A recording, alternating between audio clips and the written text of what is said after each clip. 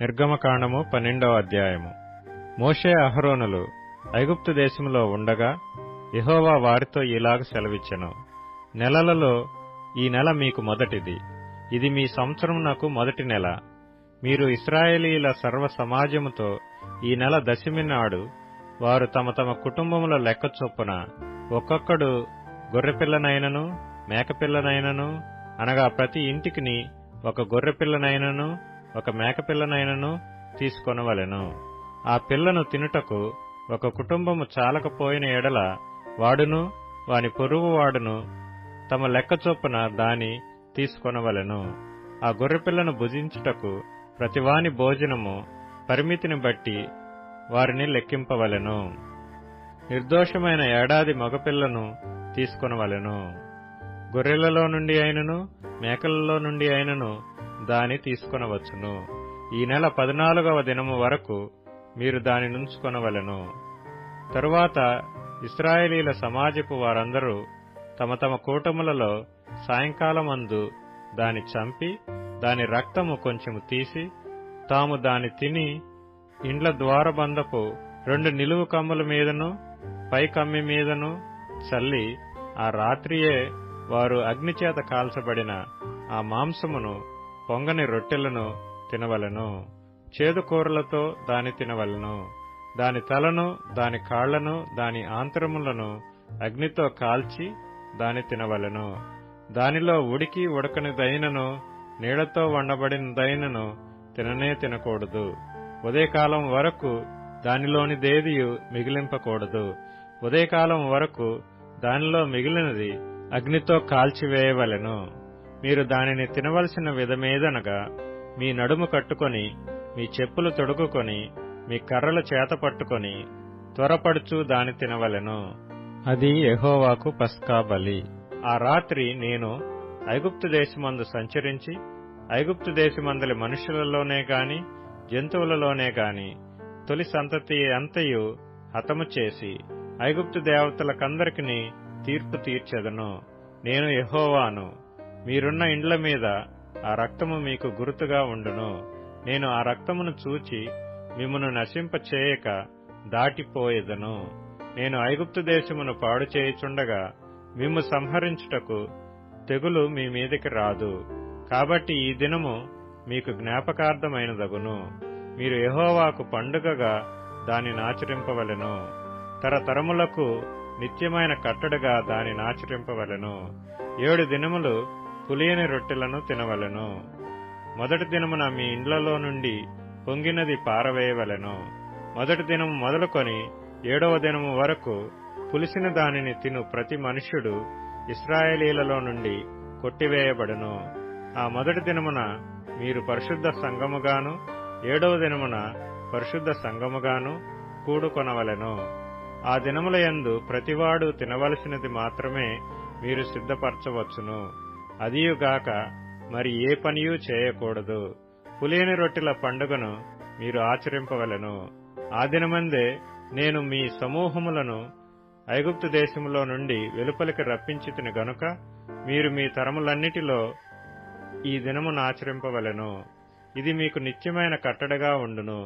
మొదటి నెల 14వ దినము సాయంకాలం మొదలుకొని ఆ నెల 21వ దినము సాయంకాలము వరకు మీరు పులియని రొట్టెలను తినవలెను. 7 దినములు మీ ఇండ్లలో పొంగినదేదియును ఉండకూడదు. పులిసిన దానిని తినువాడు అన్యుడే గాని దేశములో పుట్టినవాడే గాని ఇశ్రాయేలీల సమాజములో నుండక కొట్టివేయబడును. మీరు పులిసినదేదియు తినక మీ నివాసములన్నిటిలోనూ పులియని వాటినే తినవలెనని చెప్పుమనెను. కాబట్టి మోషే ఇశ్రాయేలీల పెద్దలందరినీ పిలిపించి వారితో ఇట్లనెను. మీరు మీ కుటుంబముల చొప్పున మందలో నుండి పిల్లను తీసుకొని పస్కా పశువును వధించుడి. మరియు హిస్సోపు కుంచె తీసుకొని పళ్ళెములోనున్న రక్తములో దాన్ని ముంచి ద్వారబంధపు పై కమ్మికిని 2 నిలువు కమ్ములకును పళ్ళెములోని రక్తమును తాకింపవలెను. తరువాత మీలోనెవరును ఉదయము వరకు తన ఇంటి ద్వారము నుండి బయలు వెళ్లకూడదు. యెహోవా ఐగుప్తీయులను హతము చేయుటకు దేశ సంచారము చేయుచు ద్వారబంధపు పై కమ్మి మీదను 2 నిలువు కమ్ముల మీదను ఉన్న రక్తమును చూచి యెహోవా ఆ తలుపును దాటిపోవును. మిమ్ము హతము చేయుటకు మీ ఇండ్లలోనికి సంహారకుని చొరనియ్యడు. కాబట్టి మీరు నిరంతరము మీకును మీ కుమారులకును దీనిని కట్టడగా ఆచరింపవలెను. యెహోవా తాను సెలవిచ్చినట్లు మీకిచ్చుచున్న దేశమందు మీరు ప్రవేశించిన తరువాత మీరు దీనిని ఆచరింపవలెను. మరియు మీ కుమారులు మీరు ఆచరించి ఈ ఆచారమేమిటని మిమ్మల్ని అడుగునప్పుడు మీరు ఇది యెహోవాకు పస్కా బలి. ఆయన ఐగుప్తీయులను హతము చేయుచు మన ఇండ్లను కాచినప్పుడు ఆయన ఐగుప్తులోనున్న ఇశ్రాయేలీల ఇండ్లను విడిచిపెట్టెను అనవలెనని చెప్పెను. అప్పుడు ప్రజలు తలలు వంచి నమస్కారము చేసిరి. అప్పుడు ఇశ్రాయేలీలు వెళ్లి అలాగు చేసిరి. యెహోవా మోషే అహరోనులకు ఆజ్ఞాపించినట్లే చేసిరి. అర్ధరాత్రి వేళ జరిగినదేమనగా, సింహాసనం మీద కూర్చున్న ఫరో మొదలుకొని చెరసాలలోనున్న ఖైదీ యొక్క తొలిపిల్ల వరకు ఐగుప్తు దేశమందలి తొలిపిల్లలనందరినీ, పశువుల తొలిపిల్లలనన్నిటినీ యెహోవా హతము చేసెను. ఆ రాత్రి ఫరోయు అతని సేవకులందరూ ఐగుప్తీయులందరూ లేచినప్పుడు శవము లేని ఇల్లు ఒకటైనను లేకపోయినందున ఐగుప్తులో మహాఘోష పుట్టెను. ఆ రాత్రివేళ ఫరో మోషే అహరోనులను పిలిపించి వారితో, మీరును ఇశ్రాయేలీయులను లేచి నా ప్రజల మధ్య నుండి బయలువెళ్ళిడి. మీరు చెప్పినట్లు పోయి యెహోవాను సేవించుడి.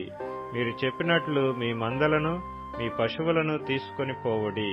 నన్ను దీవించుడని చెప్పెను. ఐగుప్తీయులు మనమందరము చచ్చినవారమనుకొని తమ దేశములో నుండి ప్రజలను పంపుటకు త్వరపడి వారిని బలవంతము చేసిరి. కాబట్టి ప్రజలు తమ పిండి ముద్దను తీసుకొని అది పులియక మునిపే పిండి పిసుకు తొట్లలో దానిని మూటగట్టుకుని తమ భుజముల మీద పెట్టుకొని పోయిరి.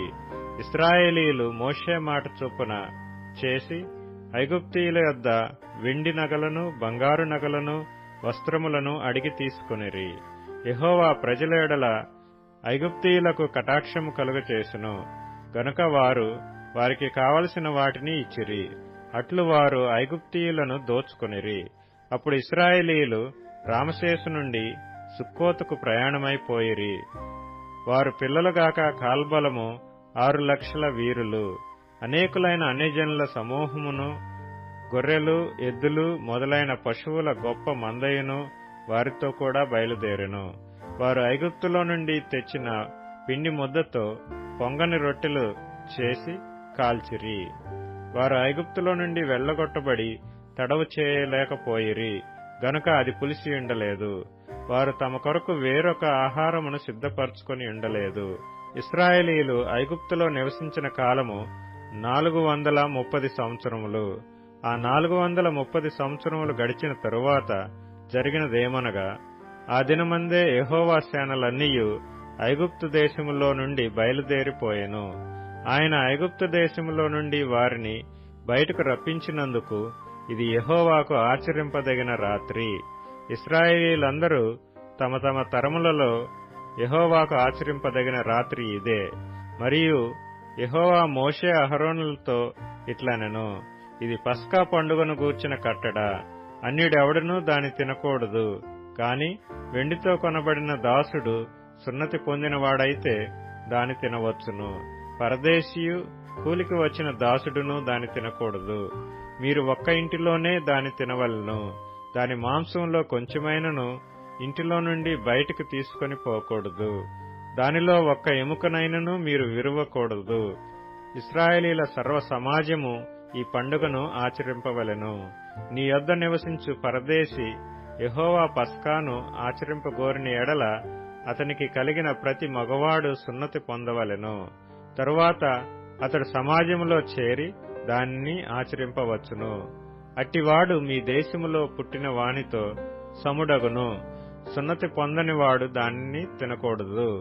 దేశస్థునికిని మీలో నివసించు పరదేశికిని దీని గూర్చి ఒకటే విధి ఉండవలెనెను. ఇశ్రాయేలీలందరూ అలాగు చేసిరి. యెహోవా మోషే అహరోనులకు ఆజ్ఞాపించినట్లు చేసిరి. యెహోవా ఇశ్రాయేలీలను వారి వారి సమూహముల చొప్పున ఆనాడే ఐగుప్తు దేశములో నుండి వెలుపలికి రప్పించెను.